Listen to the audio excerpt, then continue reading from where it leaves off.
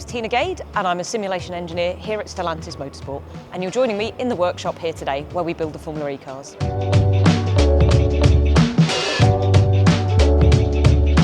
Formula E racing is high-performance racing where efficiency is your weapon. It's the racing series where electric vehicles compete for the World Championship. So Gen 4 is the new era of Formula E. First races start at the end of 2026 and the season runs into 2027. It's an all-new series. It's going to be the world's first all-wheel drive single-seater racing category, and it's where efficiency still counts, but the cars are going to be almost twice as powerful. So Gen 4 is once again a revolution in design. It's an all-wheel drive car with fully active differentials. What that means to say is that the car is fully controllable by the software engineers and by the manufacturers who design those cars. It's another big step in performance over the Gen 3 era, and it's an exciting time to be watching Formula E. Formula E has changed over the different generations of cars. You might recall Gen 1, we had the car swap. When we arrived in Gen 2, the battery capacity was doubled. There was no longer the need to swap the cars, and the manufacturers made a big step in efficiency and design of those electric motors. When we moved on to Gen 3, it was another step again, 250 kilowatts to 350 kilowatts. That became the new power level for Gen 3. Gen 3 Evo, which came halfway through the Gen 3 era,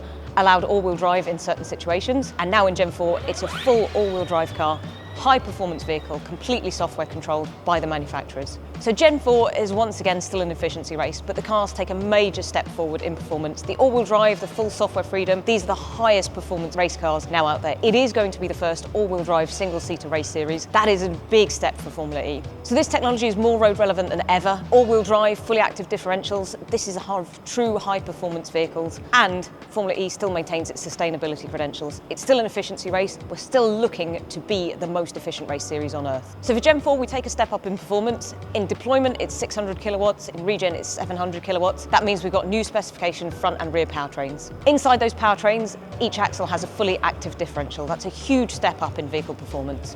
Okay, to understand what a differential is and what it does, what you have to remember is when a car rounds a corner, the outside wheel travels further than the inside wheel. That means the wheel on the outside needs to spin faster than the wheel on the inside. If that differential was locked, in other words, those two speeds are tied together, that's not possible. The inside wheel will just slip. It will give away energy.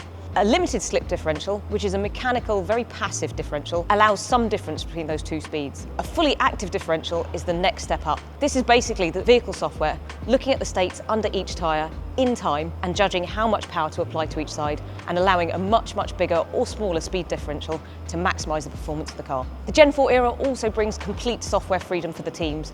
That means they are free to decide how they manage the energy within races and also how they manage the vehicle performance.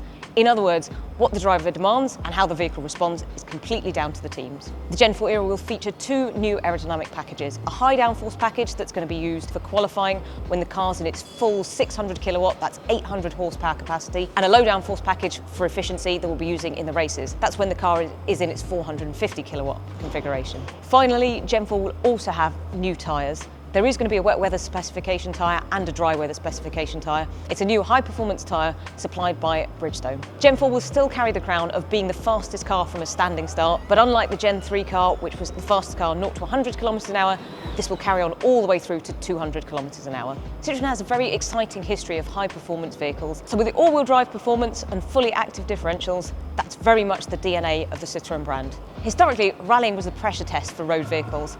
With the future now being more electric and more sustainable, it makes sense for Citroën to follow the path of Formula E. With faster and more powerful cars in Gen 4, it has to be that the cars get a little bit bigger. They need to accommodate the two drivetrains, the slightly bigger battery, but most importantly, it's for safety. This does mean there will be some changes to the tracks, but it's not going to be as big as people are worried about. The classics like Monaco will still feature in the calendar. I hope this has been a fascinating insight into the Gen 4 era, and you're looking forward to the races just as much as I am.